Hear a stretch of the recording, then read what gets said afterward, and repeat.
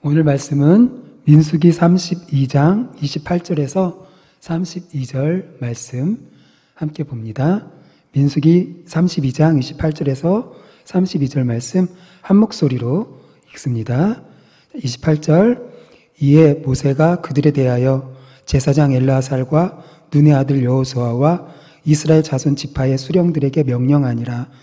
모세가 그들에게 이르되 갓 자손과 르벤 자손이 만일 각각 무장하고 너희와 함께 요단을 건너가서 여호와 앞에서 싸워서 그 땅이 너희 앞에 항복하기에 이르면 길르앗 땅을 그들의 소유로 줄 것이니라.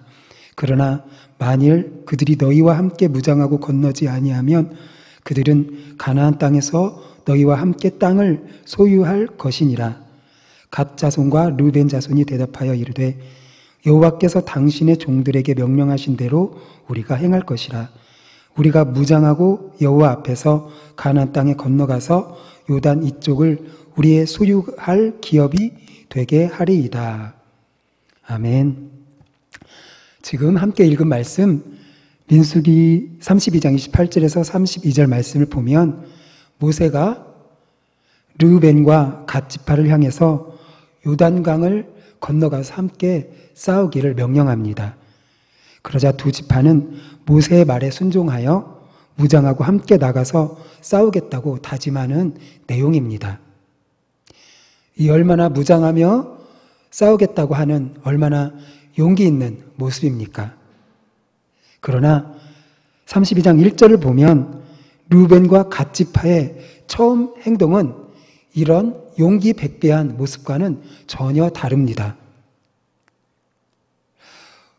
5절을 보면 또 이르되 우리가 만일 당신에게 은혜를 입었으면 이 땅을 당신의 종들에게 그들의 소유로 주시고 우리에게 요단강을 건너지 않게 하소서. 요단강을 건너지 않게 하소서.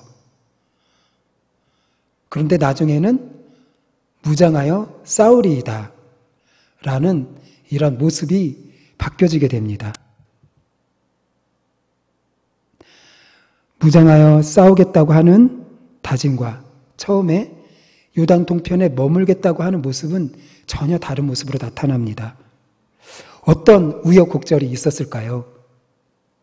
이 시간 르우벤과 갓 지파가 자기들이 거주할 땅을 요구하며 요단 서편으로 나아가지 않겠다고 한 그들의 제안이 오늘 우리에게 주는 의미를 살펴보고자 합니다. 그리고 다시 무장하여 싸우겠다고 결심하는 모습으로 바뀌게 되는 과정 속에서 나타나는 이스라엘 공동체의 모습이 오늘 우리에게 주는 교훈이 무엇인지 함께 나누고자 합니다. 오랫동안 이어져 왔던 이스라엘의 광야 생활이 이제 막바지에 접어들었습니다. 이스라엘이 거주할 땅은 요단강을 중심으로 서쪽과 동편으로 나뉘어지게 됩니다. 이미 요단 동편은 백성들이 차지했습니다. 요단 동편에 거주한 시온과 바산 그리고 미디안을 정복하고 그 모든 땅을 차지했습니다. 이제 요단강 서쪽 지역을 점령하는 일이 남아 있습니다. 그런데 르우벤과 갓 자손은 이미 점령한 동편 땅에 머물기를 바라고 요단 서편 땅에는 나아가지 않겠다고 제안을 합니다. 그들이 요단 동편 땅을 먼저 차지하게 해달라고 하는 요청은 나름대로 이유가 있습니다. 앞장 31장 후반부에 보면 서편을 차지하려고 하는 전쟁을 통해서 이스라엘은 많은 전리품을 얻게 됩니다. 그 가운데 소와 양과 나귀의 숫자가 많이 차지하게 된 것을 보게 됩니다. 32장 1절을 보면 르우벤 자손과 갓 자손은 심히 많은 가축대를 가졌더라. 그들이 야셀 땅과 길르앗 땅을 본즉 그곳은 목축할 만한 장소인지라. 전리품으로 많은 가축을 분배받았던 르우벤과 갓 지파는 자신들이 가축을 키우기에 알맞은 곳으로 요단 동편 땅을 바라보았습니다. 당시 요단 동편 곧 야셀 땅과 길르앗 땅은 여러 강들 사이에 위치해 있어서 아주 비옥한 땅이었습니다. 그래서 가축이 많았던 두 지파는 이 땅을 자기에게 먼저 분배해 달라고, 그래서 자신들이 여기에 머물게 해달라고 요청을 한 것입니다. 자신들이 소유한 가축으로 인하여서 목축할 땅을 분배받도록 하고자 한 그들의 요구를 우리는 어떻게 보아야 할까요?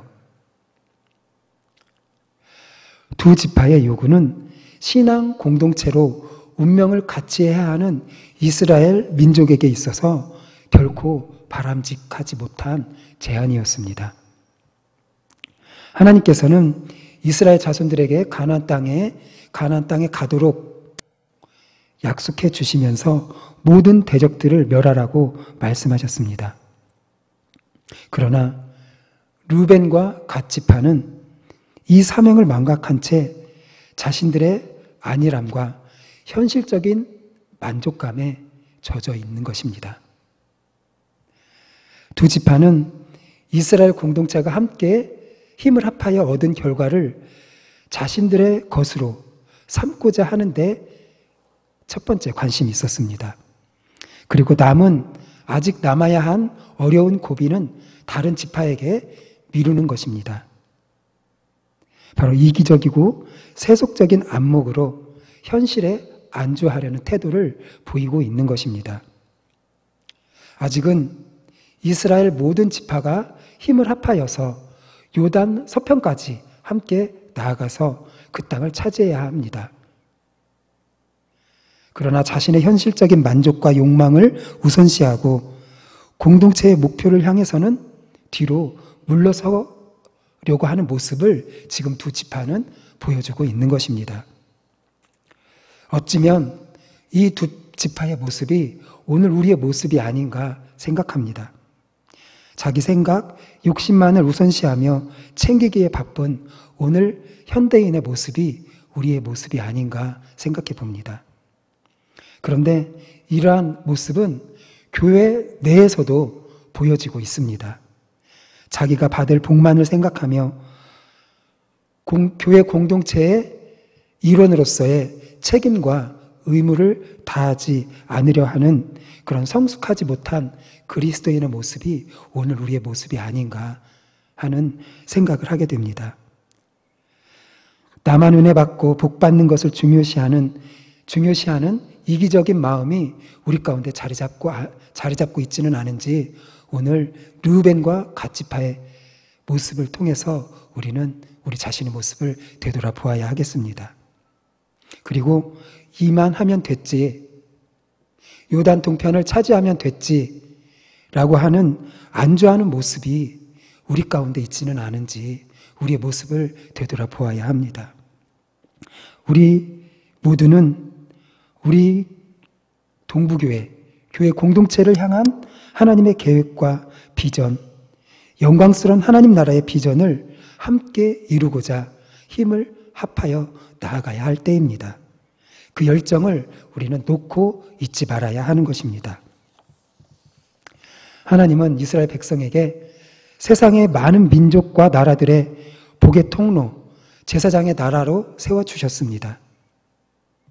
하나님께서 이스라엘 백성을 택하신 것은 이방 민족 가운데 하나님의 이름을 알리며 이방 나라들이 하나님께로 돌아오게 하는 귀한 축복의 통로로 세우시고자 하셨습니다. 하나님은 이스라엘 공동체에 주셨던 그 사명을 오늘날 우리 교회 공동체에 주셨습니다. 교회는 예수 그리스도의 생명을 전하는, 그래서 죽어가는 많은 영혼들을 주님 앞으로 인도하는 구원의 방주로서의 사명을 가지고 있습니다. 이 사명은 우리 모든 교회 공동체 한 사람 한 사람이 함께 마음을 합하여 믿음으로 동행함으로 이루어가야 하는 사명입니다. 이 사명은 우리 모든 교회 공동체 한 사람 한 사람이 동행하는 믿음을 가지고 나아갈 때 이루어지게 되는 것입니다. 그런데 하나님의 나라의 사명과 소망을 가지고 이루기를 힘쓰기보다는 개인적인 이기심과 욕망을 앞세운다면 교회 공동체는 세상으로부터 지탄을 받고 복음은 가로막힐 수밖에 없는 것입니다. 하나님께서 주신 사명을, 그 열정을 잃어버리고 현실적인 이익을 앞세우고 현실에 안주하려고 하는 두 지파의 요구는 이스라엘 민족을 분열시키고 해체할 수 있는 아주 위기를 가져오는 제안이었습니다. 가나안 정복이라는 임무 완수를 앞두고 이 위기 상황에 맞닥뜨리게 된 이스라엘 공동체가 어떻게 이 위기를 헤쳐나가는지 우리가 함께 살펴보고자 합니다. 먼저 모세의 자세를 살펴보고자 합니다. 지도자 모세는 이 르우벤과 갓지파가 요단 동편에 머물고 자신들은 요단 서편으로 나가지 않기를 바라는 그 제안이 공동체의 분열의 위기를 가져온다는 것을 직감했습니다. 그래서 그들을 바른 길로 안내하고 이스라엘 공동체의 하나된 마음을 이끌어내는 그런 지도자적 모습을 모세는 우리에게 보여줍니다. 모세는 르우벤과 갓지파의 제안이 공동체에 끼칠 영향이 얼마나 부정적인가 하는 것에 민감했습니다. 우리 7절을 함께 읽어봅니다. 시작. 너희가 어찌하여 이스라엘 자손에게 낙심하게 하여서 여호와께서 그들에게 주신 땅으로 건너갈 수 없게 하려 하느냐. 모세는 르우벤과 갓 자손의 요구가 다른 지파들을 낙심하게 하여 요단 서편의 정복전쟁을 수행하지 못하게 만들 거라는 것을 모세는 직감했습니다. 그 순간 모세의 머릿속에 떠오르는 사건이 하나 있었습니다. 바로 가데스 바네아에서의 정탐 사건입니다. 모세는 가나안 땅을 정탐하러 나갔던 10명의 정탐꾼이 절망적인 보고를 함으로써 백성들의 마음을 크게 낙담하게 하고 원망하게 했던 사건을 언급합니다. 그러면서 이 두 지파를 책망합니다. 10명의 정탐꾼은 자신들이 탐지한 땅은 강하고 그 백성은 장대하기에 이스라엘은 메뚜기 같다고 전했습니다. 이 보고를 듣고 온 회중이 어떠한 반응을 보였는지 민수기 14장 1, 3절을 함께 봅니다. 온 회중이 소리를 높여 부르짖으며 백성이 밤새도록 통곡하였더라. 이스라엘 자손이 다 모세와 아론을 원망하며 온 회중이 그들에게 이르되 우리가 애굽 땅에서 죽었거나 이 광야에서 죽었으면 좋았을 것을 어찌하여 여호와가 우리를 그 땅으로 인도하여 칼에 쓰러지게 하려 하는가. 우리의 처자가 사로잡히리니 애굽으로 돌아가는 것이 낫지 아니하랴. 바로 10명의 정탐꾼의 보고를 들은 회중은 애굽으로 돌아가는 것이 낫겠다고 반응합니다. 곧 하나님이 주신 사명과 비전을 뒤로하고 다시 예전에 애굽에 포로된 상황으로 되돌아가고자 하는 것입니다. 이 사건으로 인해서 이스라엘은 광야에서 40년 동안 유리하게 됩니다. 여호수아와 갈렙을 제외한 20세 이상의 모든 사람은 약속의 땅에 들어가지 못하는 그런 안타까운 결과를 만들어내는 사건이 바로 가데스 바네아에서의 사건이었습니다. 이처럼 모세에게 있어서 르우벤과 갓 자손의 제안은 바로 제2의 가데스 바네아의 사건으로 여겨졌던 것입니다. 40년 동안 달려왔던 가나안 약속의 땅의 성취가 물거품으로 돌아갈 위기를 가져오기에 충분하다는 것을 모세는 알았던 것입니다. 더군다나 하나님의 진노를 가져올 수도 있는 아주 무서운 것이었습니다. 모세는 과거에 이스라엘에게 영향을 끼쳤던 그런 사건을 떠올리며 두 지파의 믿음 없는 행동을 끝까지 경계하고 책망하고 있는 모습을 우리에게 보여줍니다.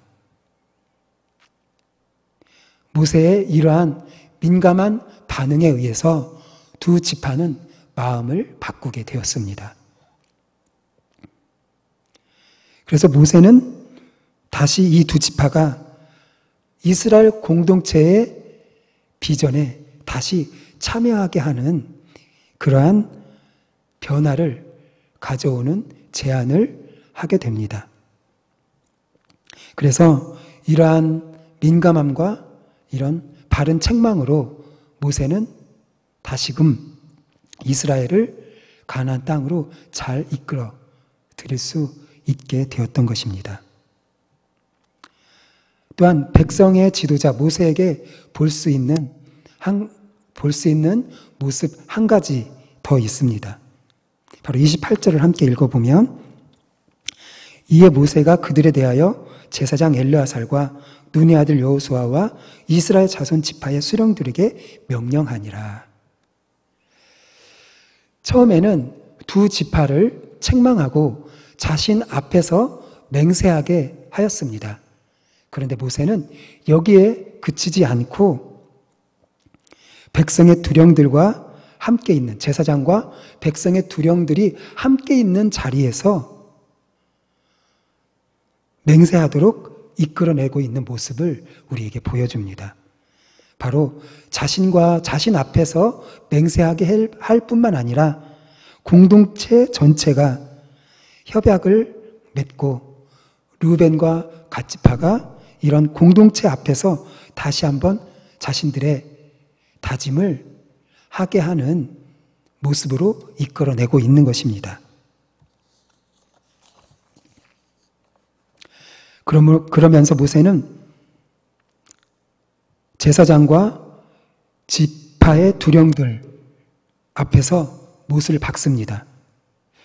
르우벤과 갓지파가 남은 가나안 정복전쟁에 참여하지 않으면 그들이 요구한 요단 동편 땅을 그들에게 줄 수 없고 대신 서편 땅을 그들에게 줄 수밖에 없다고 맹세합니다. 이처럼 모세는 하나님의 뜻을 이루는 데에 한마음이 되는 것이 중요하다고 여겼기 때문에 두 지파가 자신 앞에서뿐만 아니라 공동체 전체 앞에서 협약을 이루는 과정을 거치게 했던 것입니다. 즉 모세는 백성들의 마음을 하나로 다시 뭉치게 하였던 것입니다. 이와 같이 민족의 위기 앞에서 지도자 모세는 과거를 기억하며 즉각적으로 민감하게 반응하고 또한 바른 책망으로 그들의 마음을 바뀌게 하였습니다. 그리고 공동체의 협약을 이끌어내서 온 공동체가 다시 한마음이 되게 하였습니다. 오늘 우리 역시 모세처럼 우리가 속한 가정과 교회와 직장 또 여러 공동체가 바르고 선한 길을 가도록 비전을 함께 공유할 수 있도록 우리는 바르게 이끌어 나가야 하는 책임이 우리에게 주어져 있는 것입니다. 이처럼 백성들의 마음이 하나로 모아지게 하는 지도자 모세의 모습을 보았고 이제 르우벤과 갓지파의 모습은 바로 책망을 받아들이고 순종하며 다시금 전진하는 자세를 보여주고 있습니다. 가축대가 많았기에 먼저 차지한 요단 동편을 자신에게 달라고 하는 요청은 자신들에게 있어서는 바람직한 것이었는지 모릅니다. 하지만 두 지파는 가데스 바네아 사건을 언급하며 책망하는 모세의 말을 듣고 자신들의 제안을 바꿉니다. 18절 보면 이스라엘 자손이 각기 기업을 얻기까지 우리 집으로 돌아오지 아니하겠사오며, 바로 다른 지파들도 땅을 분배받기 전까지는 자기들이 자기 집으로 다시 돌아오지 않겠다고 하는 이러한 결단으로 바뀌게 되는 것을 우리는 보게 됩니다. 자신들이 바라는 요단 동편을 차지하게 해주는 대신 자기들이 먼저 나가서 요단 서편 정복전쟁에 나가서 싸우겠다고 하는 것입니다. 그리고 그 땅을 차지하기까지 돌아오지 않겠다고 하는 다짐을 보여줍니다. 이 제안을 모세는 받아들이게 되고 르벤과 갓지파는 모세 앞에서 맹세를 한 다음 다시 제사장과 두령들 앞에서 자신들의 제안을 다시 맹세합니다. 모세의 책망을 들은 두 지파가 다시 건너가서 싸우겠다고 하니 이 얼마나 놀라운 모습을, 변화의 모습을 보여줍니까? 두 지파는 모세의 책망을 겸손히 받아들이고 다시 자신들만 살려는 방향으로 나아간 것이 아니라 민족 공동체를 살리는 방향, 함께 승리하고 비전을 성취하는 방향으로 자신들의 제안을 바꿉니다. 이것은 공동체의 사명과 목표를 위해서 개인적인 요구와 욕망을 자제하고 공동체의 비전에 자신들이 헌신하는 모습을 보여주고 있는 것입니다. 이로써 두 지파가 다시 이런 변화된 제안을 통해서 이스라엘 공동체는 다시금 힘을 얻게 됩니다. 우리는 르벤과 갓 지파의 갓 자손의 모습 속에서 발견할 수 있는 것은 바로 지도자의 바른 책망을 받아들이고 자신들의 현실적인 욕망이 아니라 함께 동행하는 믿음, 함께 순종하는 믿음으로 모습으로 전진하는 자세를 우리에게 보여줍니다. 오늘 우리의 모습도 이러해야 합니다. 이기적인 생각, 잘못된 시각을 바로잡아주는 사람의 말에 우리는 귀를 기울여야 합니다. 말씀으로 나를 훈계하는 자의 소리에 귀를 기울여야 하는 것입니다. 끊임없이 나의 죄된 모습을 비춰보며 하나님이 원하시는 것이 무엇인지 생각하고 거기에 맞추어 나아가야 하는 것입니다. 그래서 현실적이며 세상적인 것에 안주하려고 하는 모습이 아니라 함께 깨어있어 하나님의 몸된, 주님의 몸된 교회의 비전과 함께 하려고 하는 그런 모습을 우리는 보여주어야 하는 것입니다. 이렇게 모세가 바른 책망으로 두 지파의 변화를 이끌어냈고 두 지파는 자신들의 제안을 공동체가 사는 방향으로 다시금 변화된 제안을, 달라진 제안을 하게 됩니다. 그러면 여기서 끝일까요? 아닙니다. 바로 다른 지파들이 보여주는 수용과 협력의 자세로 말미암아 다시금 이스라엘은 하나가 될 수 있었던 것입니다. 르벤과 갓 지파의 제안을 모세가 받아들이고 또 제사장과 지파의 두령들이 받아들였다고 해서 끝나지는 않습니다. 왜냐하면 두 지파가 앞서 싸운다 할지라도 그것은 당연한 것이기 때문에, 함께 싸우는 것은 당연한 것이기 때문에 두 지파가 요구한 동편 땅을 그들에게 먼저 줄 수 없다고 요구하는 지파가 있었을지도 모릅니다. 가나안 땅을 다 차지한 다음에, 서편까지 가서 다 차지한 다음에 그때 가서 제비 뽑아 나누지 왜 같이 나가서 싸운다고 해서 두 지파에게 먼저 동편 땅을 차지하게 할 수 있느냐라는 문제 제기를 할 수도 있었습니다. 그러나 다른 지파는 두 지파가 그들이 제안한 요단 동편 땅을 차지하기를 수용하였습니다. 대신 르우벤과 갓 지파가 자신들보다 앞장서서 다 마치기까지 자신의 집으로 돌아오지 않겠다는 그 맹세를 수용했습니다. 이처럼 두 지파를 제외한 10지파의 모습을 통해서 볼 수 있는 것은 양보와 협력의 자세입니다. 하나님이 약속해 주신 가나안 땅에 들어가려는 이스라엘의 공동체의 목표는 민족 전체가 12지파 전체가 마음을 합했을 때에 이루어지는 것입니다. 르우벤과 갓 지파의 제안을 모세가 받아들이고 또 다른 10지파도 그 두 지파의 제안을 수용하도록 이끌고 한마음이 되어 함께하는 이 모습을 통해서 가나안 땅을 차지하게 하신 하나님의 비전은 이루어지는 것입니다. 하나님이 약속해 주신 가나안 땅에 들어가는 이스라엘의 목표는 바로 민족 전체가 함께 믿음을 가지고 동행해야 이룰 수 있는 것이었습니다. 말씀을 뵙습니다.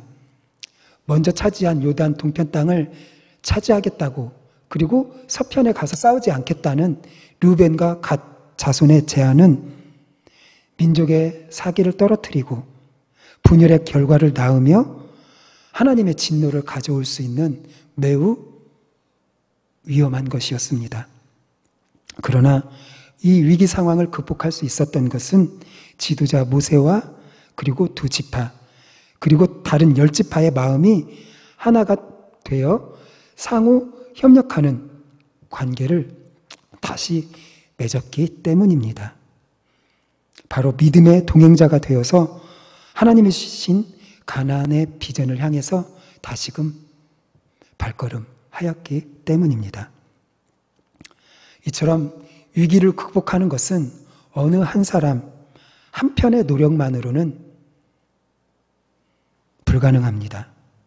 모든 당사자들이 함께 마음을 합하고 한 마음으로 동행할 때 공동체의 비전은 이루어지는 것입니다.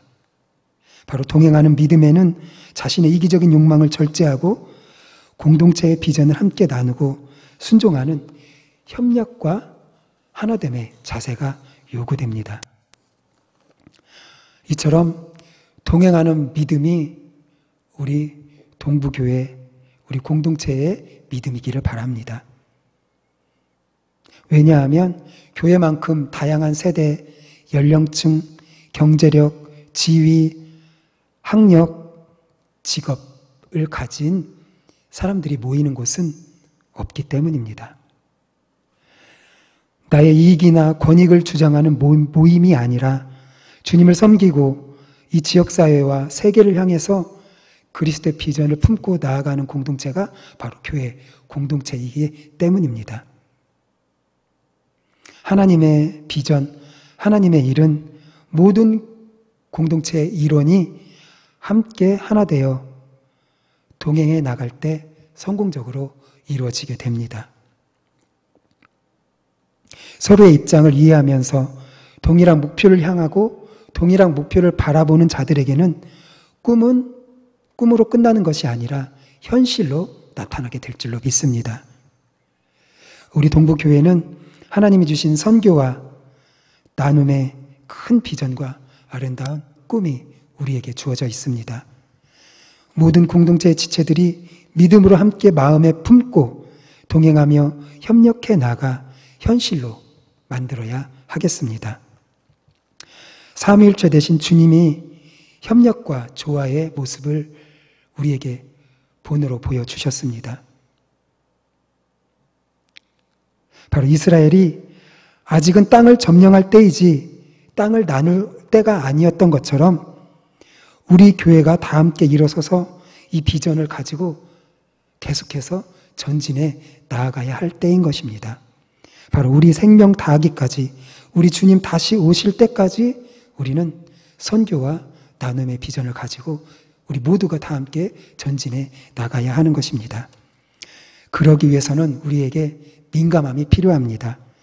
우리를 분열하게 하고 하나님 나라의 비전을 성취하지 못하게 하는 것이 무엇인지 우리는 분별할 줄 알아야 합니다. 공동체의 비전과 목표를 이루는데 적합한 것은 적합한지 아닌지, 믿음과 일치한 것인지 아닌지 분별할 수 있는 민감함이 우리에게 있어야 하겠습니다. 그리고 우리 공동체의 비전과 목표를 향해서 얼마나 우리가 하나가 되느냐 하는 것입니다.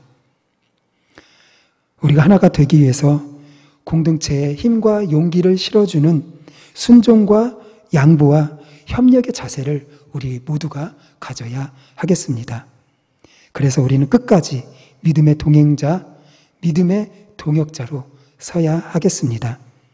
자기 주장을 고집하며 공동체를 힘들게 하기보다는 한 발짝 물러서서 다른 사람의 요구, 다른 사람의 비전을 챙길 수 있는 그런 넉넉한 마음을 우리가 소유해야 하겠습니다.